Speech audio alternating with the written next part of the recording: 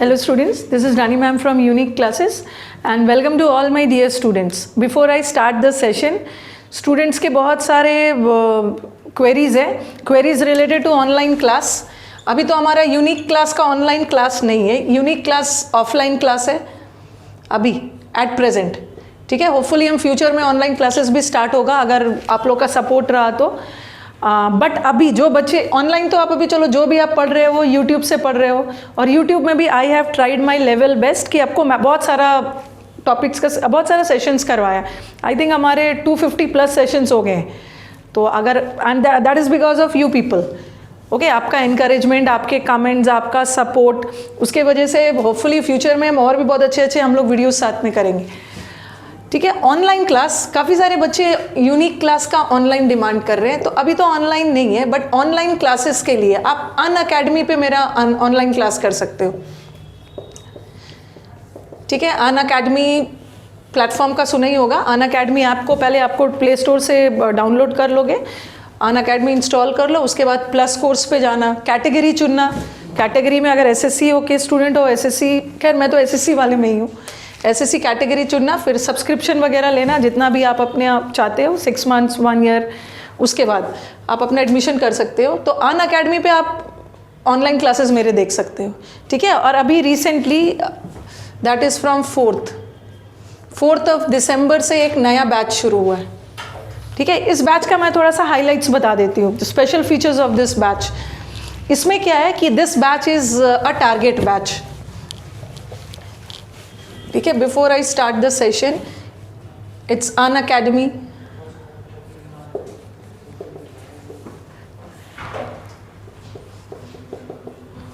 इसमें new batch online शुरू हुआ है हमारा, that is from 4th of December. Okay, और टाइमिंग है इसका 4 to 6 PM है, and this will run from Monday to Friday. Monday से फ्राइडे ये चलेगा 4 से 6. Okay, and the special feature about the batch is that इस batch is target batch है. Target batch in the sense यहाँ पे थोड़ा सा मैंने अपने टेक्निक्स वगैरह को चेंज किया है. जनरली जो हमारा ट्रेडिशनल ऑनलाइन बैचेस होता है जहाँ हमारे पास टाइम होता है तो हम उस अकॉर्डिंग चलते हैं, बट ये अभी हमारा 2 मार्च 3 मार्च से एग्ज़ाम शुरू होने वाला है.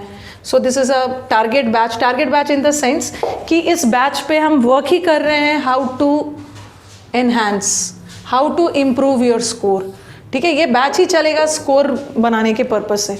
और इसमें करना क्या है, क्योंकि हमारे पास टाइम कम है अभी, तो इसमें क्या करना है कि हमें मैक्सिमम प्रैक्टिस पे जाना है.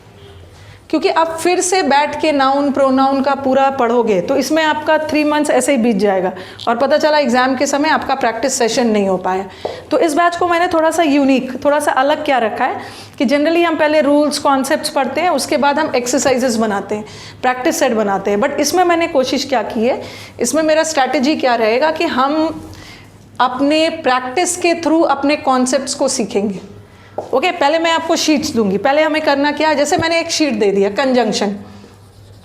अगर मैं कंजंक्शन का पूरा टॉपिक हम लोग फिर से कर रहे हैं तो फिर से टाइम वेस्ट होगा, और करते करते बैच के ख़त्म होते होते आपका एग्ज़ाम आ जाएगा और कहीं ना कहीं आप लैग कर जाओगे प्रैक्टिस.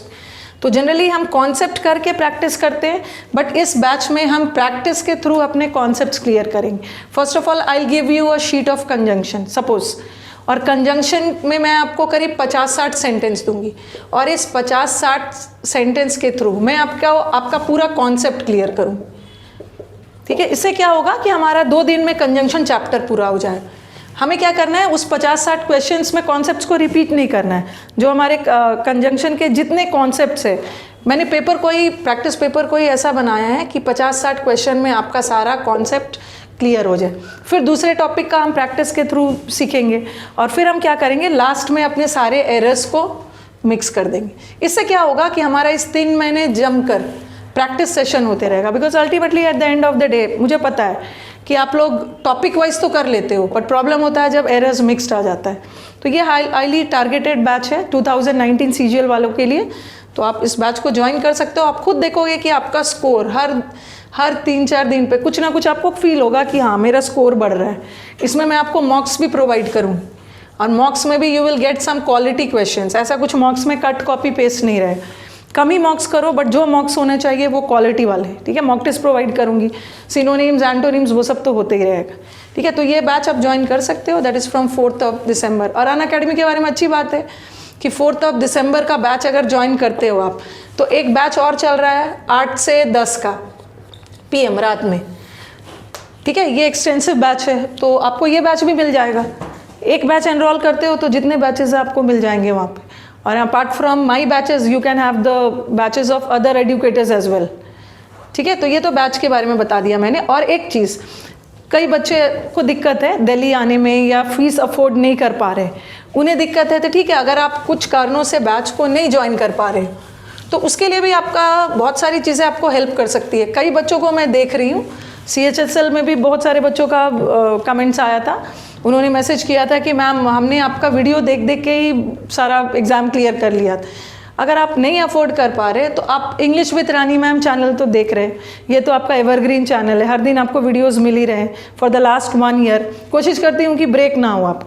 प्लस एक अनअकैडमी का ऑफिशियल चैनल है, दैट इज़ अनअकैडमी लाइव, तो इसको भी सब्सक्राइब कर लो। जो सपोर्ट आपने मुझे मेरे इंग्लिश विद रानी मैम वाले चैनल के लिए दिया है, तो इसको भी आप सब्सक्राइब कर लो, ताकि आपको इसमें भी जो पढ़ाती हूँ वो भी आपको मिलते रहे। तो कहीं ना कहीं ultimately at the end of the day English with Rani ma'am में पढ़ो, अनअकैडमी लाइव पढ़ो, पढ़ने से मतलब है ना, और मेरा मतलब है आपके एग्ज़ाम क्रैक करने से, ओके, एग्ज़ाम क्वालिफाई करने से। यहाँ भी देख सकते हो, यहाँ भी मिलेगा आपको 11 सेशंस मिलेंगे, प्लस स्पेशल क्लासेस अनअकैडमी पे चलेगा।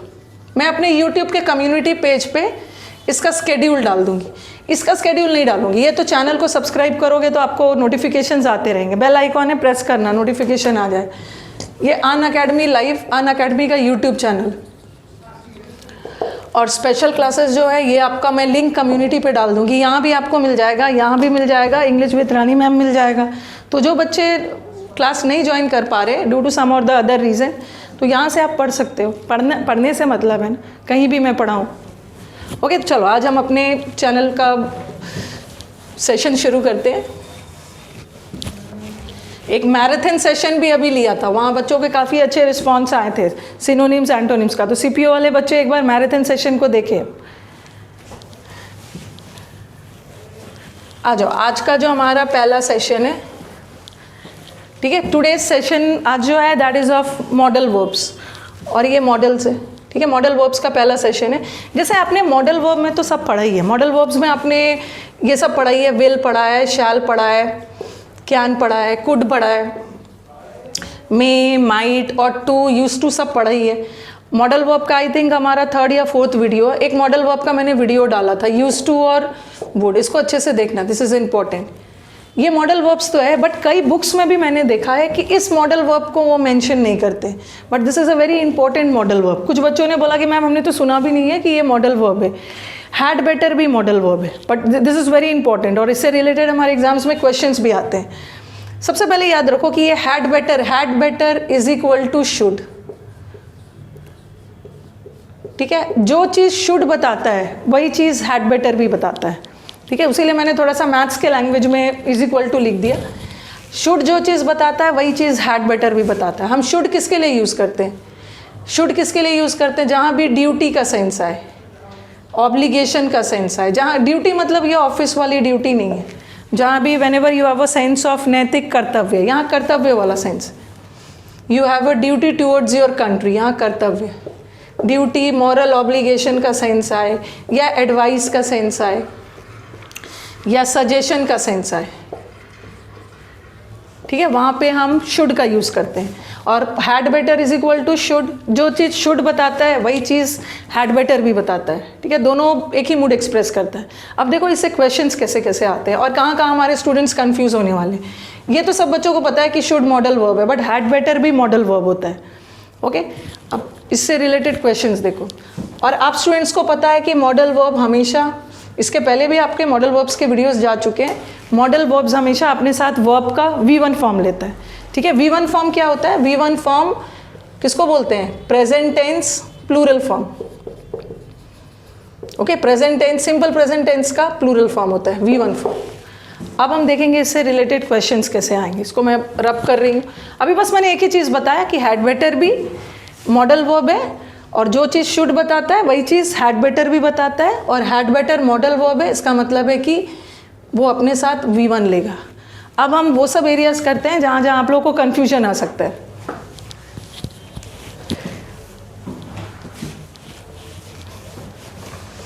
ये देखो, सबसे पहले हाँ, ये हैड बेटर है, ये दोनों एक साथ कॉम्बिनेशन में आएगा तभी ये मॉडल वर्ब का काम करेगा। अकेला हैड, ये जो अकेला हैड होता है ये वर्ब है, ठीक है। और अकेला हैड कौन सा वर्ब है? ये ऑक्सिलरी भी हो सकता है और ये मेन वर्ब भी हो सकता है। This had can act as an auxiliary verb also, this had can act as a main verb also. If I say I had a pen and then I say I had written. I had a pen. Just see, this is the subject और ये हमारा verb है। Here only we have only one verb. यहाँ पे एक ही verb है, और जब भी sentence में एक ही verb आ गया, so this becomes a main verb. So had over here is acting as a main verb. And what about this had written? Here we have two verbs. One is written and the other one is had. So written over here is main. This is main verb and this is auxiliary. So what I want to point out कि had can act as an auxiliary also, had can act as a main verb also. ये auxiliary का भी काम कर सकता है और ये main verb का भी काम कर सकता है। अकेला had, अभी मैंने better नहीं डाला। अगर मैंने लिखा अकेला better, अकेला had तो verb है, auxiliary और main दोनों हो सकता है। और अकेला better क्या है? अकेला better is an adjective. Okay, जैसे डिग्रीज बनता है ना, good, better, best, लिखा मैंने he is better. He is better किस वर्ड को डिस्क्राइब कर रहा है? ही को कर रहा है। What is he? He is a pronoun, और नाउन और प्रोनाउन को डिस्क्राइब करने वाले वर्ड्स आर एडजेक्टिव्स। सो अकेला बेटर इज एन एडजेक्टिव और अकेला हैड इज अ वर्ब। इधर ऑक्सिलरी भी हो सकता है या मेन भी हो सकता है।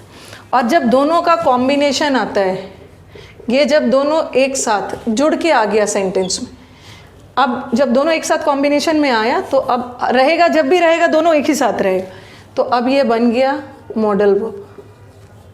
और मॉडल वर्ब है तो अपने साथ V1 लेगा। अब आपके दिमाग में एक और डाउट आ सकता है कि मैम अकेला हैड तो पास्ट बताता है, ठीक है, अकेला हैड तो पास्ट बताता है, और हैड का प्रेजेंट करने के लिए आप हैज़ कर सकते हो या हैव कर सकते हो। हैज़ और हैव तो प्रेजेंट होता है और इसका पास्ट हैड कर देते हैं अकेला हैड का। तो आपके दिमाग में आएगा चलो इसको भी कर सकते हैं, हैज़ बेटर, हैज़ बेटर बनाओगे, ये तो पास्ट है, इसको प्रेजेंट करने के लिए हैज़ या हैव बेटर बताओ। बट याद रखना है कि हैज़ मॉडल वर्ब के साथ छेड़छाड़ करना ही नहीं, वो मॉडल वर्ब जैसा है उसको वैसे ही रहने देना है। We don't have a word like has better, we don't have a word like have better. Has better और हैव बेटर कोई वर्ड होता ही नहीं है, ये वर्ड बने ही है किसके साथ? हैड के साथ, ठीक है। अकेला हैड का आप हैज़ और हैव प्रेजेंट कर सकते हो, बट इसका नहीं कर सकते हो, ये बने ही है मॉडल वर्ब हैड के साथ, इसको हैड ही रहने देना है, हैज़ या हैव बेटर नहीं होता। अब तीसरा आपके दिमाग में क्या डाउट आएगा कि हमने तो पढ़ा है कि हैड के साथ तो वर्ब का थर्ड फॉर्म आता है, ठीक है, हैड के साथ वर्ब का थर्ड फॉर्म आता है, बट अकेला हैड के साथ जब इसके साथ बेटर लग गया तो that becomes a modal verb, और मॉडल वर्ब हमेशा अपने साथ V1 लेते हैं, ठीक है। तो ये सब आपका कंफ्यूजन वाला एरिया है कि हैज़ बेटर हैव बेटर नहीं होता है, और हैड लगने के बावजूद भी ये V1 लेगा क्योंकि अकेला हैड नहीं है और प्रेजेंट टेंस है, सॉरी अकेला हैड नहीं है, ये इसमें बेटर लगा हुआ है, मॉडल वर्ब है इसलिए V1। और दूसरा कंफ्यूजन एरिया क्या है? आपके दिमाग में आएगा हैड लगा हुआ है, और हैड तो जनरली पास्ट टेंस बताता है, had denotes past tense, but had better एक मॉडल वर्ब है और हैड लगने के बावजूद भी दिस डिनोट्स प्रेजेंट। तो 3 things taking into consideration when it comes to had better. एक तो हैज़ बेटर हैव बेटर नहीं होगा, वर्ड है हैड बेटर, मॉडल वर्ब है, V1 लेगा, और हैड लगने के बावजूद भी ये प्रेजेंट टेंस बता रहा है। ओके, अब इससे रिलेटेड मैं आपको क्वेश्चन दे रही, और ये कौन सा मूड एक्सप्रेस करता है? जो चीज़ शुड बताता है। एडवाइस के लिए हम यूज़ करते हैं हैड बेटर भी और शुड भी।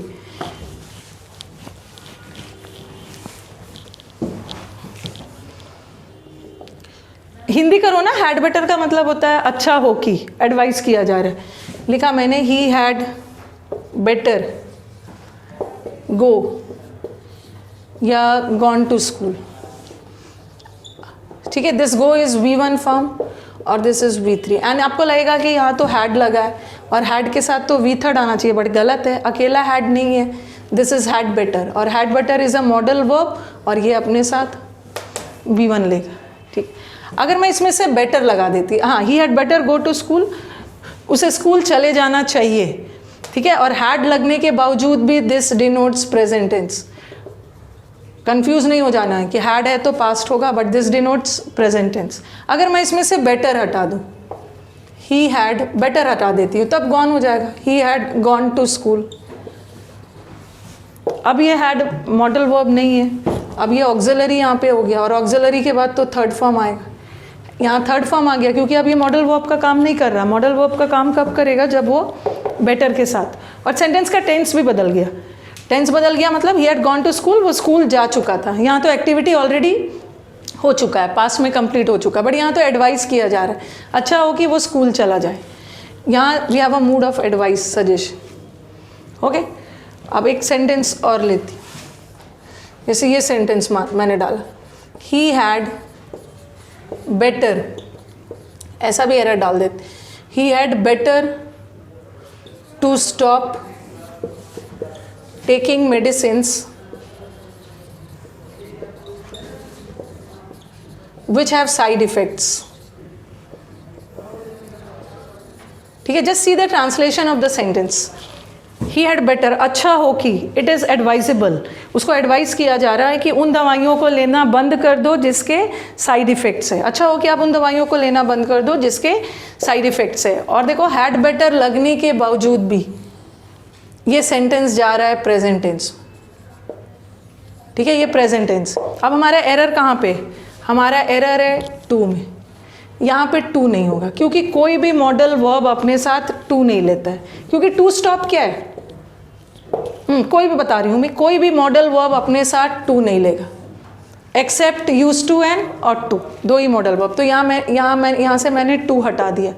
अब आपके दिमाग में आएगा कि टू आखिर हटाया क्यों, ये देखो, had better to stop, to क्यों हटाया, इसके पीछे भी लॉजिक है, हमारी मजबूरी है टू को हटाना, बिकॉज टू स्टॉप क्या है, टू स्टॉप इन्फिनिटिव है, और इन्फिनिटिव क्या होता है, नाउन होता है, और मॉडल वर्ब्स तो ऑक्सिलरी होते हैं, और ऑक्सिलरी के बाद तो हमें नाउन नहीं चाहिए ना, जहाँ भी ऑक्सिलरी वर्ब रहेगा वहाँ मेन वर्ब आज चाहिए, तो इसको मेन वर्ब बनाने के लिए इसको हटा दो, इसको टू हटा दो तो अब ये मेन वर्ब हो गया।